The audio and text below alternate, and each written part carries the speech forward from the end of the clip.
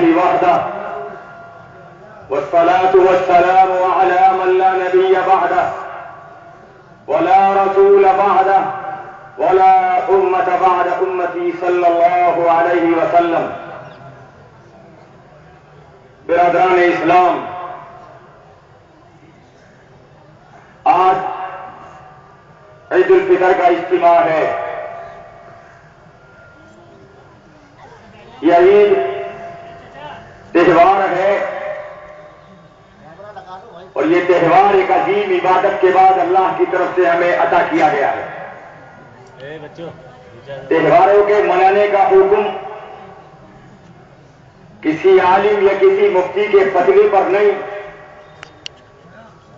بلکہ جو تہوار منائے جاتے ہیں ان تہوار منانے کا حکم بھی ہم کو بنانے والے اور پیدا کرنے والے نے دیا ہے. اپنی مرضی سے کوئی تہوار نہیں منایا جاتا. آج کا یہ خوشی کا دن، خوشی کا تہوار ایک بہت عظیم مقصد کو لیے ہوئے ہے.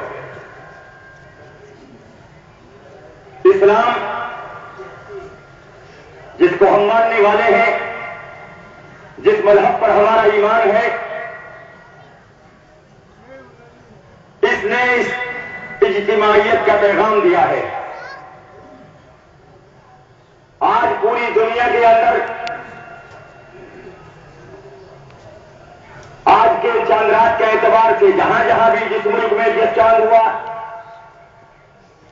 لاکھوں لاکھوں کروڑوں کا مجمع دنیا کے اندر آج اکٹھا ہے، کل بھی اکٹھا رہا ہے. یہ اجتماعیت اسلام کا بنیادی پیغام ہے.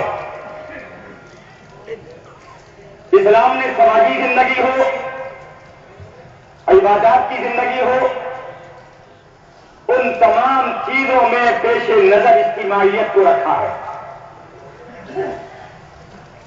سماجی زندگی کے اندر یہ حکم فرمایا کہ اگر 3 مسلمان کسی جگہ پر اکٹھا ہیں تو اب تینوں میں سے ایک آدمی کو امیر بنا لو. اگر 3 آدمی سفر پر جا رہے ہیں تو سفر ایک عارضی سفر ہے. اس عارضی سفر کے لیے بھی نبی کا ارشاد یہ ہے کہ ایک آدمی کو اپنا امیر منتخب کر لو.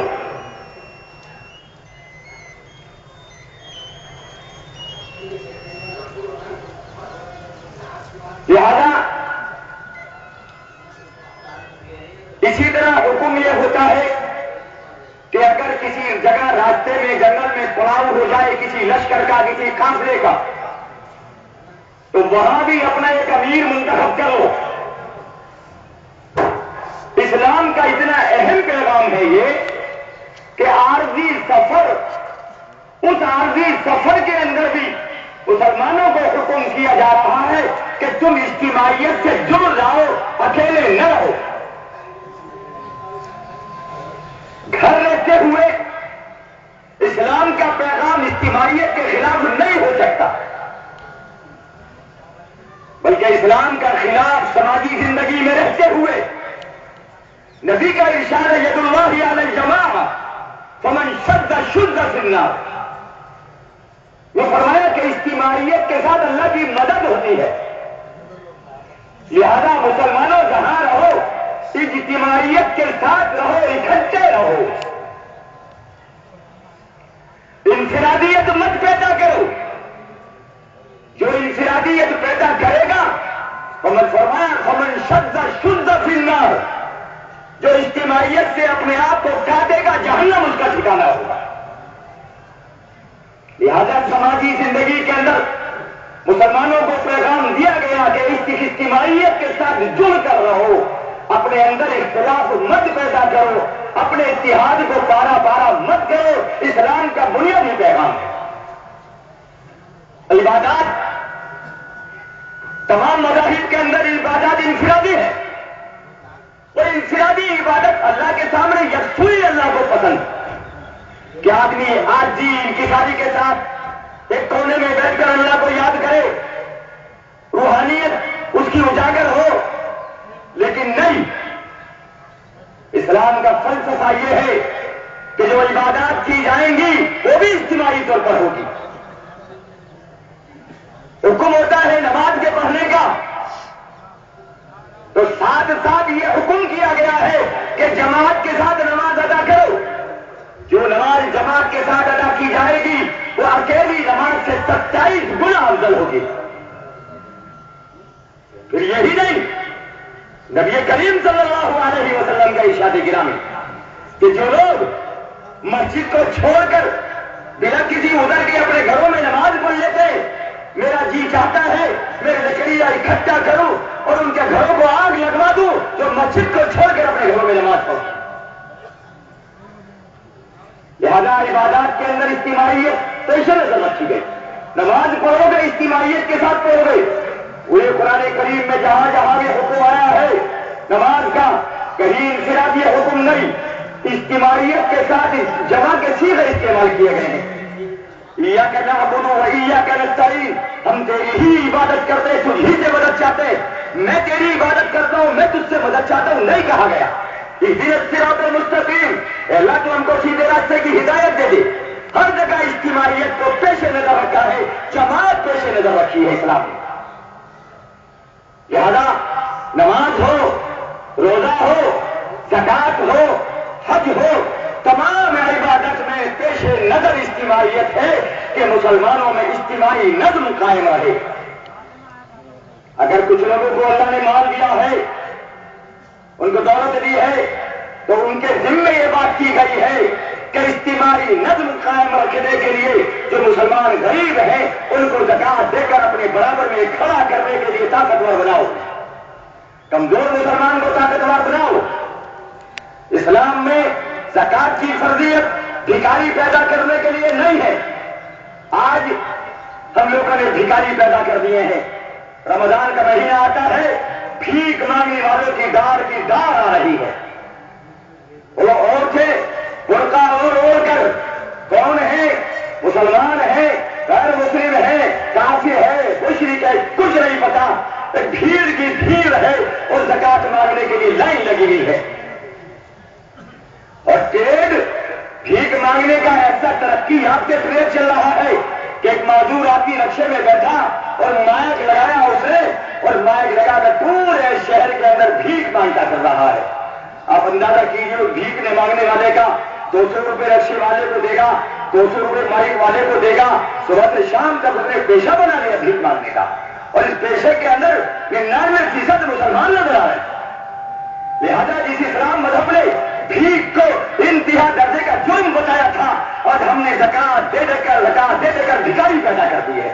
لہذا یہ زکات کی فرضیت بھکاری پیدا کرنے کے لیے نہیں تھی، کمزور مسلمان کو طاقتور بنانے کے لیے تھی کہ کوئی مسلمان کمزور نہ رہے، کوئی مسلمان کسی کے سامنے ہاتھ پھیلانے والا نہ رہے. لہذا زکات کے اندر ایک اجتماعی نظم ہونا چاہیے. زکات کے اندر ایک اجتماعیت ہو کہ تاکہ اس کا فائدہ سماج میں ان لوگوں کو مل سکے جو اس کے حقدار ہیں.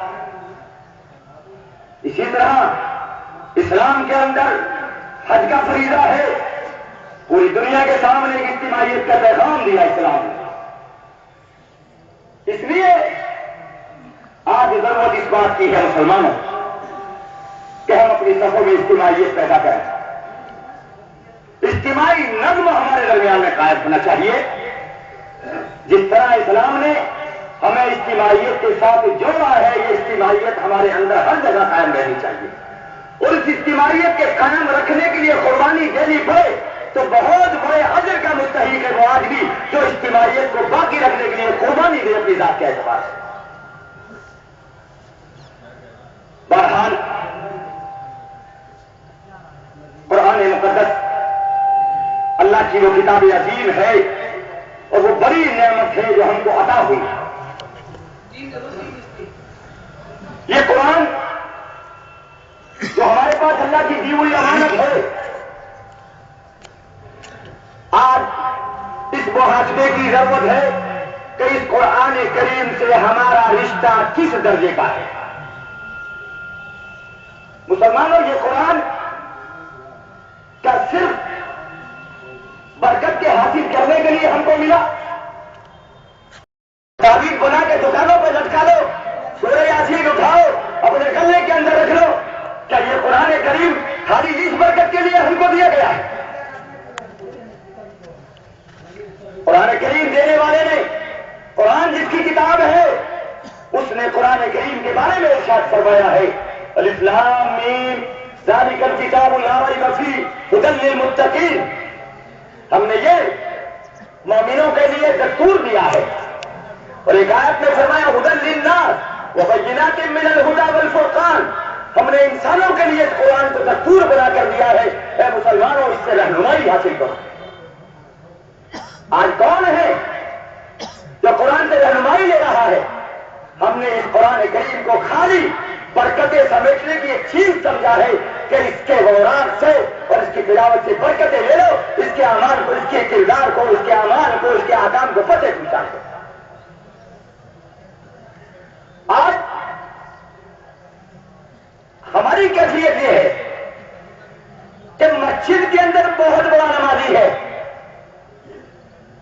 مسجد کے اندر سنتوں کی پابندی کرنے والا، بڑی پابندی سے سنتیں پڑھتا ہے، بڑی پابندی سے نمازی پڑھتا ہے، بڑی پابندی سے اندر یہ پابین اور یہ سارے چاٹ اور تہجد پڑھتا ہے. مسجد کی چار دیواری کے اندر اس کو خدا بھی یاد ہے، مسجد کی چار دیواری میں رسول کی سنتیں بھی یاد ہے. لیکن قابل افسوس کہ مسجد کی چار دیواری سے نکلنے کے بعد نہ اسے سنتیں یاد رہتی ہے، نہ اسے فرائض یاد رہتے ہیں، نہ اسے قرآن یاد رہتا ہے، نہ اسے اللہ یاد آتا ہے، نہ اسے رسول کی سنت اور طریقہ یاد آتا ہے. ایک دیندار سے دیندار آدمی مسجد کی چار دیواری تک مسلمان ہے، اور مسجد کی چار دیواری سے نکلنے کے بعد اس کا اسلام داؤ پر لگ گیا. اب اسے رسول کی سنت یاد نہیں آتی. کاروبار کے اندر حرام کی کاروبار کر رہا ہے، کاروبار میں لوگوں کو دھوکہ دے رہا ہے، کاروبار میں لوگوں سے دھوکہ کھا رہا ہے، جھوٹ بول رہا ہے، فریب دے رہا ہے. سماجی زندگی کے اندر آیا تو پڑوسی کو تکلیف دے رہا ہے، سماجی زندگی کے اندر آیا تو لوگوں کے رشتے ناطے توڑ رہا ہے، سماجی زندگی کے اندر آیا تو جھوٹ بول رہا ہے، سماجی زندگی کے اندر آیا تو رشتے ناطوں میں کہیں سنت یاد نہیں آ رہی ہے. پھر ساری خرافاتیں یاد آئیں گی. یہ منگنی بھی کرے گا، یہ ملہبی کرے گا، یہ چڑھاوے بھی کرے گا. ایک جگہ بھی اس کو رسول کا طریقہ یاد نہیں آنے گا. اور یہ اس آدمی کا کردار ہے جو مسجد کے اندر سنتوں کی پابندی کرتا ہے، لیکن مسجد کے باہر نکلنے کے بعد رسول کی سنت میں دجیاں بکھیرتا ہے. وہاں خدا یاد نہیں آیا مسجد سے باہر، وہاں رسول کا کردار یاد نہیں آتا. اس لیے مسلمانوں مذاق ہے رسول کی سنت کے ساتھ، یہ دین کے ساتھ مذاق ہے. خدا کی قسم رسول کی پوری زندگی رسوا ہے ہمارے سامنے. رسول نے جو زندگی مسجد میں گزاری وہی زندگی مسجد سے باہر گزاری ہے. اور جب تک ہماری مسجد کی زندگی اور مسجد سے باہر کی زندگی ایک نہیں ہوگی، زندگی میں انقلاب نہیں آنے کا، تو حال ہمارا اس سے بدتر ہوتا چلا جائے گا. آج جو کچھ حالات ہیں ہمارے اوپر، جو کچھ حالات اس وقت آ رہے ہیں، مسلمانوں اپنی ہندوستان کی آزادی کی تاریخ اٹھا کر دیکھیں. ہندوستان میں اسلام آیا کن حالات کے اندر آیا؟ سب سے پہلا پیغام اسلام کے جب ہندوستان میں آیا تو ظلم کے خلاف آواز اٹھا کر آیا ہے. محمد بن قاسم جب اس ملک کی سرحدوں میں گھستا ہے تو وہ راجا داہر کے ظلم کے خلاف یہاں کے ہندو مظلوموں کی مدد کرنے کے لیے آیا تھا، مسلمانوں کی مدد کرنے نہیں آیا تھا. اس کا سب سے پہلا عمل دخل اس ملک میں جب ہوتا ہے تو ظلم کے خلاف آواز بلند کرتے ہوئے ہوتا ہے. مسلمانوں کی 900 سالہ تاریخ اس ملک کے ہے. اس کے بعد جب مسلمانوں کے حالات خراب ہوئے، حالات خراب ایسے ہی نہیں ہوتے، حالات خراب ہونے کے اسباب ہوتے ہیں، حالات خراب ہونے کی وجوہات ہوتی ہیں. وہ کیا ہے بھائی؟ حالات خراب کیسے بنے؟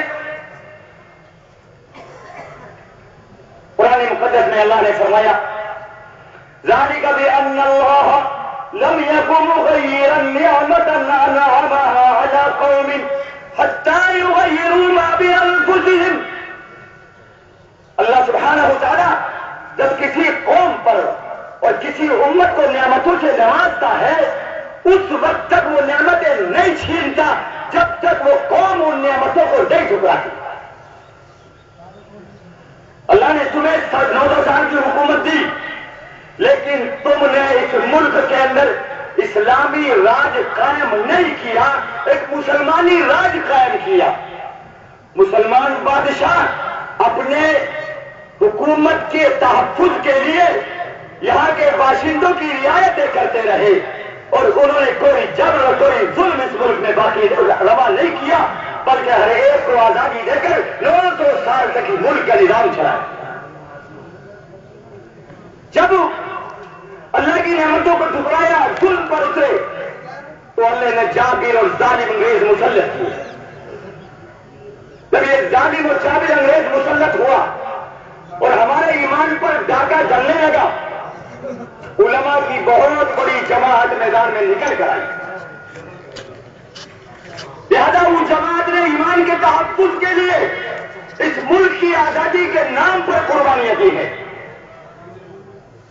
200 سالہ تاریخ اس ملک کی ہے آزادی کی، جس 200 سالہ تاریخ میں 150 سال ایسے ہیں جن میں صرف اکیلا مسلمان ہے، علماء کی جماعت ہے، ان کے علاوہ کوئی اور دوسرا اس کے ساتھ چلنے والا نہیں.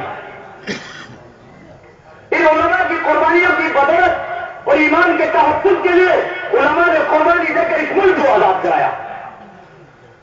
لہذا انگریز سے جو جنگ لڑی گئی وہ ایمان کے تحفظ کے لیے لڑی گئی، اور اللہ نے اس میں کامیاب کیا کہ ہم نے انگریز کو دفع کر کے ہم نے اپنے ایمان کی حفاظت کی. لیکن آج مسئلہ ایمان کے تحفظ کا نہیں، آج مسئلہ ہمارے وجود کا ہے. اس وقت ہندوستان میں مسلمانوں کا وجود خطرے میں پڑ چکا ہے.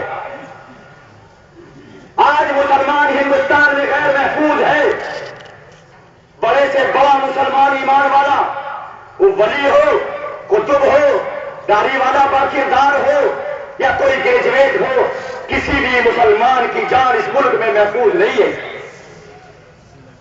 اس کی جان، اس کی عزت، اس کی آبرو، اس کی عزت اس وقت دو پر لگی ہوئی ہے. آج ملک کے حالات میں سب سے بڑا مسئلہ مسلمانوں کے لیے جو پیدا کیا گیا ہے، جو اسرائیل اور امریکہ کے نقش قدم پر چل کر ہندوستان کی حکومت نے اپنایا ہے کہ یہ مسلمان دہشت گرد ہے، اور اس دہشت گردی کا اس درجے کو گندہ کیا جا رہا ہے کہ ملک کا آج دوسرا برادر وطن، دوسرا ہر شہری مسلمان کے علاوہ ہم کو آج غلط نگاہ سے دیکھ رہا ہے. جن مسلمانوں نے اس ملک کے تحفظ کے لیے قربانیاں دی، جن کے بڑوں کا خون یہاں کے چپے چپے پر آج بھی لال ہے، ہندوستان کی سرزمین پر گرا ہوا خون ابھی خشک نہیں ہوا ہے. ان حالات میں آج مسلمانوں کا جینا اس ملک میں دبر بنایا جا رہا ہے. ملک کی کوئی سیاسی پارٹی اس وقت جو کچھ حالات ملک میں چل رہے ہیں، مسلمانوں کے مفاد میں بولنے والا کوئی نہیں ہے، اور مسلمانوں کی مفاد کی بات کہنے والا کوئی نہیں ہے.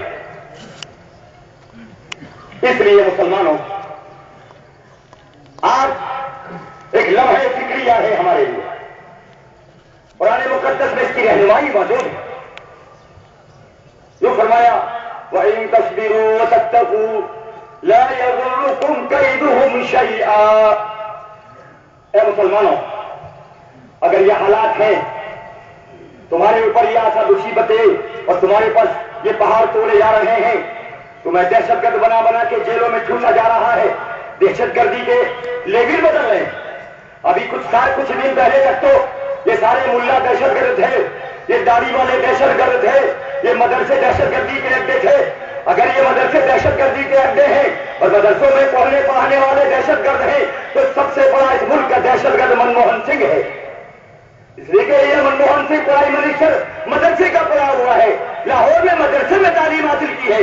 جب یہ چیف پرائم منسٹر بنے تو تمام اخبارات میں چھپا کہ مسٹر منموہن سنگھ نے مدرسے میں تعلیم حاصل کی.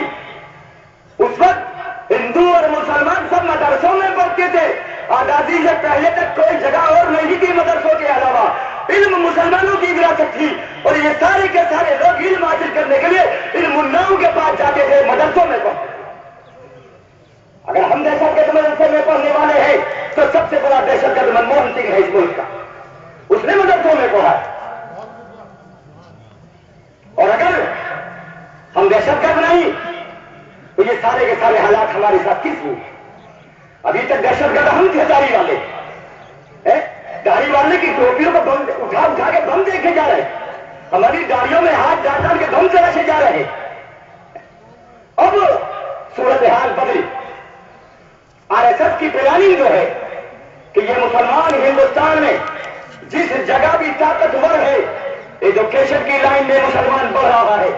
آج نئی نسل آئی، اس میں شعور بیدار ہوا، اس کو احساس ہوا کہ اس ملک کے اندر ہمارا وجود اگر رہ سکتا ہے تو ایجوکیشن کی لائن میں اپنے آپ کو بڑھ کر اپنے وجود کو مضبوط بنایا جا سکتا ہے۔ لہٰذا یہ نوجوان علم کے اعتبار سے آگے بڑھا۔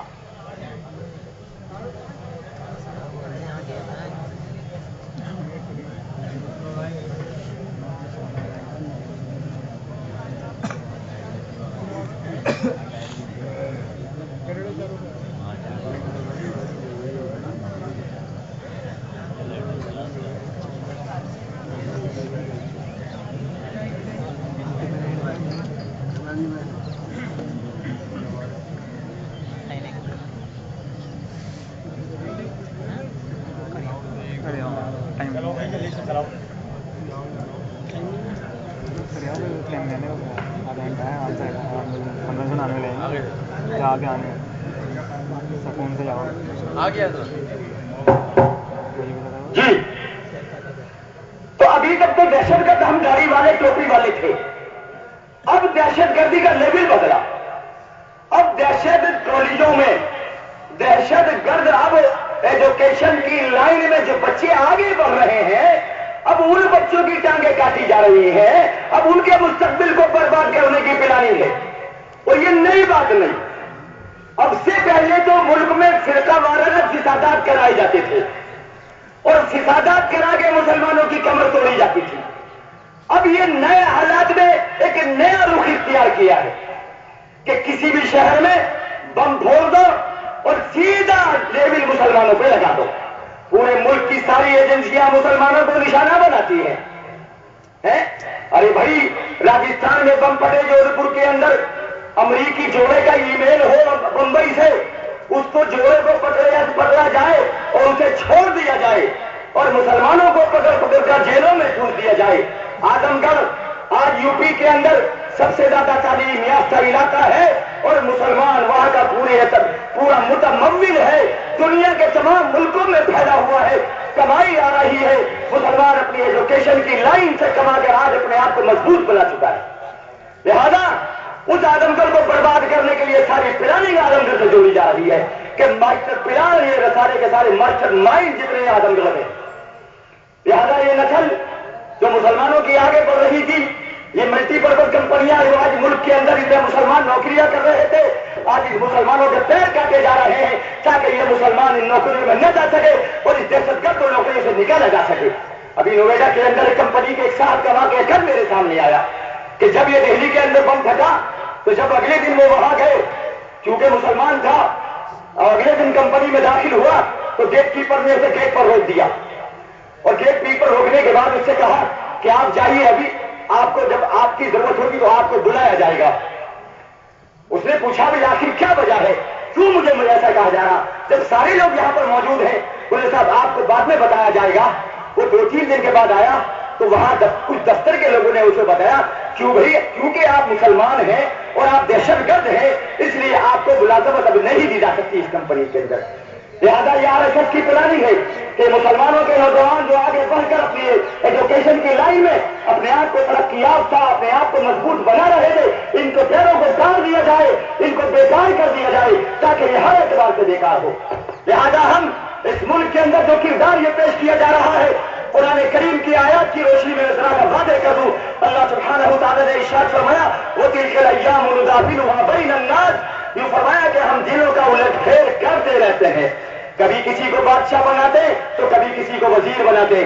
آپ نے ابھی دیکھا ہوگا کچھ پچھلے دنوں ایک معمولی درجے کا ایک آدمی ایم ایل اے بنا، کہ وہی نردلیہ امیدوار میں نے بن گیا، لیکن اسے نردلیہ امیدوار کی قسمت ایسی جاگی کہ جھارکھنڈ کا چیف منسٹر بن گیا جس کا نام کوڑا، نام بھی کوڑا، لیکن دونوں پارٹیاں کانگریس اور بی جے پی مجبور ہو گئی اس کوڑے کو بی جے پی اس کو نردلیہ کو چیف منسٹر بنانے کے لیے۔ دنیا کے حالات ہیں کس قوم کو کب عروج مل جائے۔ آج اس ملک کے اندر ہریجن جو صدیوں سے پیسا جا رہا تھا، جس پر صدیوں سے ظلم ہو رہا تھا، آج وہ ہریجن اسٹیٹ کا مالک ہے، اور ایسا مالک ہے کہ بابا بھیم راؤ امبیڈکر کی مورتی اگر منموہن کے اگر محل پہ لگا دی جائے تو ہندوستان کی طاقت رہی کہ اس تصویر کو ہٹا دیا جائے۔ ہندوستان کے کسی چوراہے پر بھیم راؤ امبیڈکر کی مورتی لگا دی جائے تو کسی فوج کی طاقت نہیں اس مورتی کو ہٹا دیا جائے۔ آج وہ قوم جاگیر ہوئی، اس قوم میں اتحاد آیا، اس قوم کے اندر اجتماعیت آئی، آج اس نے آپ کو اتنا طاقتور کر لیا۔ تو کس دنیا کا نظام ہے کہ کون سا مظلوم کب طاقتور بن جائے اور کس کو کب طاقت حاصل ہو جائے۔ اس لیے ہندوستان کے اندر یہ ظلم اور یہ ناانصافی ہمارے ساتھ یہ جو کچھ ہو رہا ہے، ایسا نہیں ہے، تاریخ اپنے آپ کو دوہراتی ہے، کہیں پھر یہ تاریخ اپنے آپ کو دوہرائے اور پھر آپ کا حساب کتاب چکانے کا وقت آئے تو تم پھر واویلا مچاؤ ہمارے ساتھ مسلمانوں نے ظلم کیا ہے۔ اس لیے میری درخواست ہے اپنے سارے حکومت کے سربراہوں سے کہ اس ملک کو بربادی سے بچاؤ، اس ملک کی آزادی کو سر ہونے مت دو، اس ملک کے رہنے والے تمام مذہبی لوگوں کی رعایت کرو۔ یہ ملک سیکولر ہے، یہ ملک فرقہ پرست نہیں ہے۔ آج بھی اس ملک کے 90% لوگ فرقہ پرست نہیں ہے۔ اس لیے اس ملک کا تحفظ، اس ملک کو بچانا، اس ملک کی حفاظت کرنا، اس ملک کی ترقی کا دار و مدار یہ سب اسی بات پر ہے کہ ہم صاف ذہن کے ساتھ اس ملک کی بات جوڑ کو سنبھال کر اور اس ملک کو بچانے کی فکر کریں۔ لہذا میری آپ سے درخواست کہ اللہ کی بارگاہ میں اپنے آپ کو پیش کرنے کی ضرورت ہے۔ آج ہمارا رشتہ اللہ سے ٹوٹا، آج ہمارا رابطہ اللہ سے ٹوٹا۔ قرآن کریم میں اللہ نے فرمایا یا ایھا الذین آمنوا ان تتقوا اللہ یجعل لکم فرقانا ویکفر عنکم سیئاتکم۔ اے ایمان والو تم نیکوکار بن جاؤ، جس دن تم نیکوکار بن جاؤ گے یجعل لکم فرقانا، اللہ تم کو دنیا میں ایک امتیازی قوم بنا کر پیش کرے گا۔ جب تم نیک بنے، جب تم باکردار بنے تو دنیا پہ تم نے حکومت کی، اور یہی وعدہ اللہ کا آگے بھی ہے کہ جب تم باکردار بنو گے تمہارا کردار ایک سچے مسلمان کا کردار ہوگا، تمہارا کردار صحیح معنوں میں ایک ایمان والے کا کردار ہوگا۔ آج ہمارے کردار سے ہمارا بھائی پریشان ہے، آج ہمارے کردار سے ہمارا پڑوسی پریشان ہے، آج ہمارے کردار سے بہت لوگ پریشان ہیں۔ اس لیے ہمیں اپنے کردار کو اسلامی کردار بنانے کی ضرورت ہے۔ اسلام نے جو ایک مسلمان کا کردار پیش کیا ہے اس میں سب کے لیے امن ہے، سب کے لیے سکون ہے، پورے ملک کے لیے شانتی ہے، پورے علاقے کے لیے شانتی کا پیغام ہے۔ اس لیے ضرورت ہے اپنے آپ کو ایک سچا صحیح مسلمان بنانے کی، اور جس دن ہم صحیح مسلمان ہوں گے وَأَنْتُمُ الْأَعْلَوْنَ إِن كُنتُم مُؤْمِنِينَ، قرآن کریم میں فرمایا دنیا میں تم ہی سربلند رہو گے، شرط یہ ہے کہ تم ایمان والے۔